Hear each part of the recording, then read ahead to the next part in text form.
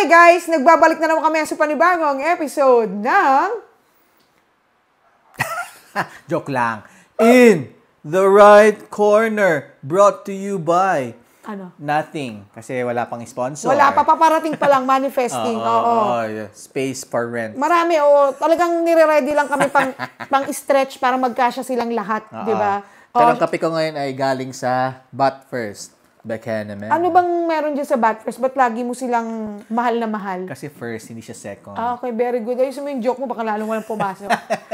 Anyway, kasama pa rin natin ang nag-iisang Kuya Dwayne. At syempre, ang kapita-pitagan. Walang tulak kabigin. Maganda. Ay, perfect! Perfect! Diyan po nagtatapos ang episode. Dahil sa perfect. Almira si... Ayan. Maraming salamat. Intro, guesting, TV show. Anyway, ayan. So, isa na naman pong usapin ng magaganap na hindi natin alam kung saan pupunta. Pero isa lang ang sure. February na ngayon. Ano ba yung tamang February? Ano yan eh? Maraming ano yan ako, February, okay na ako. Ako, masaya ka sa February. February ako ngayon. February. February. Yan. Siyempre, bukod sa birthday ng pinakamamahal naming Mama Snorlax na open na po siya for gifts and sponsorships and everything, ay ito ang taon ng Feb-ibig nga naman. Puso. Puso lang ang malakas. Just love, sabi ko. Just love. Dahil nga dyan, kailangan positive ang topic natin ngayong araw na. Positive. Kasi kailangan nagmamahalan, lahat. Dahil dyan ang tanong ko sa'yo, bakit may naghiwalay pag 7 taon na? Sobrang positive. Actually, ngayon ko lang narinig yan eh. Ang narinig ko lang na rule dati, 3 months after the relationship. 3-month rule? Yun, 3 months rule. Alam mo kung ba't kayo mo lang narinig? Bakit? Hindi ka naman umabot na 7 years ka. Wala kang naging kabreak. Oy, wait lang ah. Real talk. Wait lang, i-check ko lang ah. Hello? Wala. Wala nga. Wala. Kaya hanggang ano ka lang break, move on, 3-month rule. So, hindi mo na-reach, okay lang yan. Hindi. Pangit din naman pag na-reach mo yung 7 years. Kutis ng ano eh. Kutis ng kapalit-palit. Hoy, love yourself, gagi. Araw, hindi. Anong pinagpapalit? Ngayon, ikaw na ba ang magpapalit? Ako ang nagre-relyebo ng finances. Di ba? Kaya hindi napapalitan. Tama. Hindi, kasi nakita ko lang, kuya, no? Sabi ko kaya, ano kayo pag-uusapan namin ni kuya pagpunta sa podcast na to? Tapos nagaganon ako ng Maris Racal? Oh my God, wala bang mas bago? Wala. Ang galing nga nila sa incognito eh. Ang galing Bet. Hindi, ayun nga. May nakita akong collage, yung mabilisang ganon. Yung sa Facebook, syempre. Yung 7 years naghiwalay. Yung tinatawag ng 7 years each. Each as in... Each. Phonetics na ngayon. Tinuturuan mo ba ako? Kasi pag each, kate. Each. Ayun ang pagkakaintindi ko dun. Each. Ano yung spelling ng each mo? E-A-C-H. Ay, mali siya! Nakakahiya ka, kuya! So, hindi kaya sabi ko, hindi ko alam yun eh. Oh my God! So, each talaga. As in, each ka, te. Tama, each. Tama ba? Google mo. Tingnan mo, na-confuse na ako sa utak ko ngayon. Tama ka, each. Ano yung 7 years each? 7 taon lang? Tama. Na-confuse tuloy tayo. Pero feeling ko yun yung I-T-C-H. Each. Oo. Each. Parang ang explanation nun, pag 7 years daw, yung naghihiwalay o dumadaan sa mga ganyang pagsubok. Kasi nakita ko merong, hindi ko alam hindi ako sure, pero huwag niya ako i-bash. Tingnan nyo, makiki-Facebook na lang, hindi pa ako sure. Dun sa collage, parang kasama ata dun si Sam Milby tsaka Catriona Gray. Parang 7 years na yata sila, tapos hindi nag-workout. Tapos yung mga teachers, nabasa mo ba yon? Nag-exam ka ba doon? Alam ko yung kay Sam. Si Marilag. Oh my God, hindi mo na, oh my God. Hindi pa ako ready sa prelims eh. Wala na, tapos na, masters na. Si Marilag, tapos yung recently nga, yung issue nila, Andy Eigenman and Philmar. Yan nabasa ko. Oo. Yan nabasa ko. So, sabi ko, oo nga no, parang ganyan. Pero syempre, wala namang scientific explanation. At hindi naman natin alam kung ano talaga, no? So, ngayon kuya, kung nabasa mo yung Philmar Alipahit tsaka yung Andy, I mean, for the topic's sake, or hindi ko kasi maitawid yung context, pero tingin mo anong naging problema, no? Kung halimbawa titignan natin yun as an example dun sa 7 years each na sinasabi, at nagbasa ka naman, tingin mo may kinalaman talaga o sumpa ba yung pagpitong taon? Actually, may 3 years yan, may 5 years, at saka may 7 years. Faces. Alam mo, sabi nga nababasa ko lang din to, kahit sa friendship, sabi nila, pag nagkaroon ng kaibigan na kasama mo more than 7 years, ibig sabihin lifetime mo na siya maging kaibigan. Yan. Talaga. So, talaga nga din. Meron ako. Meron ako mga within 5, pasok sa 5 daliri ko na talagang legit friends ko. Pero nag-cross na yan ng 7 years actually. 10 years actually. Oo. Pero you'll never know pa din. Hindi panahon na magdidikta kung yung mga tao habang buhay mo. Oo, tsaka patterns lang naman yun eh. Pero yung kay Pilmar, initially wala akong interest. Without meaning to be controversial, hindi kasi ako fan nung partner niya. Dahil nakasira siya ng career ng iba. Nag-apologize naman siya. Pero the truth is, nakasira siya ng career ng iba. Pero nung binasa ko na yung story, the story was, si Pilmar at saka si Andy, di umano, nag-aaway. I mean, part yan ng parang marriage yan, nag-aaway, hindi nagkakasundo. Pero merong kaibigan on the side. Hindi ko alam kung kasal sila. I would assume na kasal sila. Kasi husband ang tawag ni Andy. Like, I will take her word for it na kasal sila. Okay. It is what it is. I mean in the context naman of the current environment, basta nagko-cohabit kayo, technically mag-asawa na kayo. Pero sa mata ng batas hindi kasi hindi pa kayo kasal. Pero that's besides the point. Yung nangyayari kay Andy at kay Filmar, parang di umano nag-aaway sila, pero may kaibigan on the side na sulsol. Na parang every time, itong kaibigan ay trusted friend nila. Tapos every time makikita si Filmar at saka the friend, sasabihin ng friend, maghiwalay na kasi kayo. Ooh. So, parang bilang kaibigan, di ba dapat you support the friend and try to parang encourage the person to do the right thing. The right thing in this case is try to save the relationship kasi may mga bata, all of those things.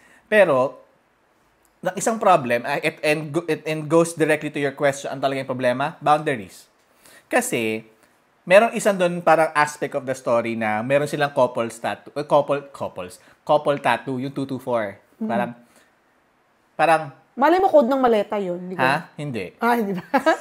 Pwede ring hotline sa text, so pamboto sa PBB.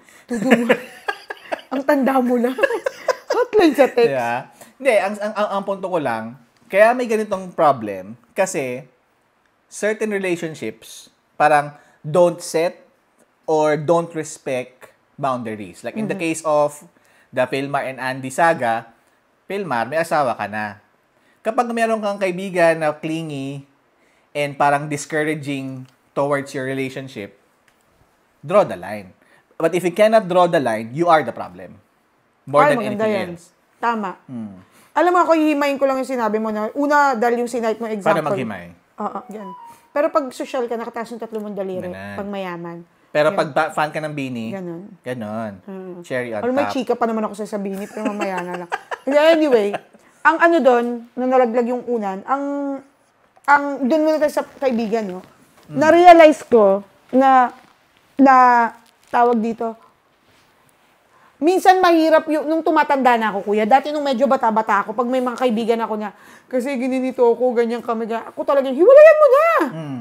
Tapos, ending hindi din naman. Pero nung tumatanda ako, alam mo, kuya, tsaka with some of my friends, ganyan kami. Kahit gaano pa ka-worst, yung kinikwento nila dun sa partner, siguro, ang limit ko naman, pag nananakit na ng physical. Tsaka lang ako nagsabi na, tigilan mo na yan. Ganon. Ako naman, pag nagsalita ng ganon, na tigilan mo na, or tama na, kasi, pwede ko mamatay Pero kung yung mga emotional na kasi, ganito siya sa akin, ganyan, makikinig ka lang. Mahirap kasi yung makialam, pero meron ako experience, meron akong isang friend. Lagi yan nagsasabi na, ganito, ganyan. Tapos, di ba, syempre, pag umiibig tayo, minsan bulag talaga tayo Ikaw, nakikita mo yung buong senaryo na, hindi niloloko ka na, huwag ka na maghanap ng iba pang reason. May one time, alam mo, kuya, sumabog ako. Ano? Nakausap ko yung jowa nung kaibigan, nanananga na talaga, lack of better term. Alam mo, nung nakausap ko, siguro dahil nag-iipon ako ng high blood. Ay, kuya, lahat ng masakit na salita na sabi ko, umamin sa akin. Sabi ko, hoy, kung maluloko mo yung kaibigan ko, ako hindi Pero alam mo, ako never ko pa rin, kahit ganun yung galit ko dun sa partner nung friend ko, never ko siyang nasabihan na, hiwalayan mo na yan, tigilan mo na yan, hindi. Pero talaga dun sa context ng nananakit. Physically kasi for me, it's against the law. Una, bawsi. Bawsi. Sunod, pag feeling ko, yung emotional side na gaga ka, may pamilya ka. paano kung kainitan nyo? Kung ngayon kaya kanyang ibalya lang, baka sa susunod, ano nang kayang gawin sa inyo? Tapos Iwanan sa mo tulay. na. Oo. Isipin mo yung pamilya mo naghihintay sa'yo, tapos hindi ka na pala uuwi. Doon ako nagde-decide. Pero at the end of it, sinasabi ko pa rin na, pero nasa iyo pa rin yan. Na-open ko lang yan, dahil nga doon sa sabi mo na may kaibigan sila na parang, ay, walay mo na yan. Oo. Di ako naman, parang to your point, no? Kapag ka ikaw yung kaibigan in a situation where you are listening to a relationship problem, ang mindset ko palagi is, that's none of your business. Always. Kasi, kapag kinross mo yung line ng whether or not it is your business, baka may interest ka dun sa relationship na yon. Either one. So, pagpapasok ka sa ganong situation, and I for one, this is what I do, especially may mga kaibigan ako talagang sobrang tumultuous ang relationship. Ano muna yung tumultuous? Magulo. Pwede mang mess up. Ito legit may violence. Ito yung tipong nananakit ng mga anak, mga gano'n. May mga at nangyari yan nung college pa lang ako kasi may mga kaibigan ako na maaga nagkapamilya, maaga nagkaanak. Best friend ko siya pero none of my business. Pero makikinig ako to your point. Hindi ko pwedeng i-cross yung line na yon kasi like for example ako. Nung time na yon, yung friend ko na yon, crush ko siya dati. 'Di ba? Pero syempre, iba gusto niya, nagkaanak sila, bla bla bla. Ako, kung hindi ko i-approach yun as mind your own business and parang nag-step in na ako, sasabihin ko talaga dun sa crush ko na yun na dati na hiwalay mo na lang. Kasi iti-take advantage ko yung vulnerability ng person na yun. Diba? Pero kapag ang mindset mo, hindi, relationship nila yan, makinig ka lang. Huwag kang magko-comment unless talagang, like to your point, merong illegal. Kasi parang moral responsibility mo na eh. Like for example, alam mo na nanakit, may proof ka, may pasa-pasa and everything mo. Hindi mo man responsibilidad yung dalawang yon as a person, morally responsible ka kasi nakita mo may ginawa eh, 'di ba? Konsensya mo na kung hindi mo ire-report, 'di ba? Or at least kung hindi mo man ire-report, encourage mo ngayon yung kaibigan mo, yung biktima na isuplong mo na sa otoridad o kaya nagsabi ka na ba sa parents mo. Doon ka muna sa parents mo para makapagpalamig kayo, something like that. At saka siguro it boils down dun sa respeto mo dun sa kaibigan mo at dun sa partner niya. Depende kung both of them kaibigan mo. Kasi I have a friend.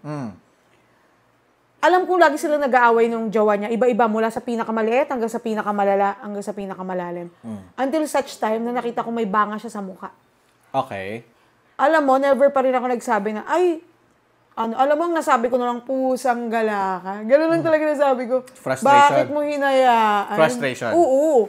Tsaka, pero, andun pa rin ako sa, hindi ko alam kung it comes with the age or maturity. Hindi ako, natutunan ko nang hindi tumawid na i-judge yung tao. For example, the partner. Nung nakita ko na may banga sa mukha, talagang sabi, kung ako dati, ano yan, ano mo yan, sabayan, ganyan. Alam mo, natutunan ko na ngayon, siguro yan na yung sinasabi mong just listen, mind your own business. Hanggang reaction na lang ako yun. Sabi ko talaga, yun ang nasabi ko, pusang gala. Ba't mo hinayaan? Ganun lang ako. Pero hindi na ako yung uy, ganyan. Kasi alam mo, ewan ko kuya, lately natututunan ko na yung bigat nung salitang it takes two to tango. Oo. Pero mali pa din ako, sa kahit anong kadahilanan ko ang nananakit. Oo. Mali. For me, All lines are crossed kapag Oo, kahit sabi mo pang nahuli mo ng babae, nakita mo sila magkapatong, ninakawan ka, whatever. Kaya nga tayo may batas eh. Oo. Isuplong mo sa tamang parang, pero pag sinaktan mo kasi, ewan ko, lately takot ako sa ganyan, yung baka mapatay mo. Emotions kasi yan range of emotions yan Crimes of passion.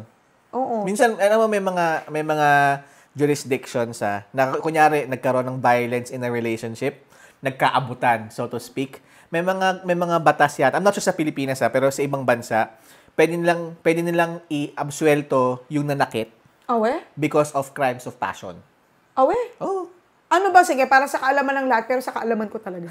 Ano ba yung crimes of passion? Yung parang may... Next, on In the Right Corner with Almira Shiel and Kuya Dwayne.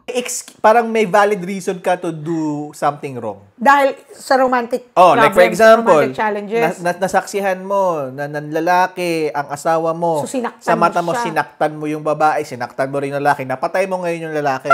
Umabot sa patay. Crimes of passion. At na-absuelto? May mga ibang jurisdictions na ganun.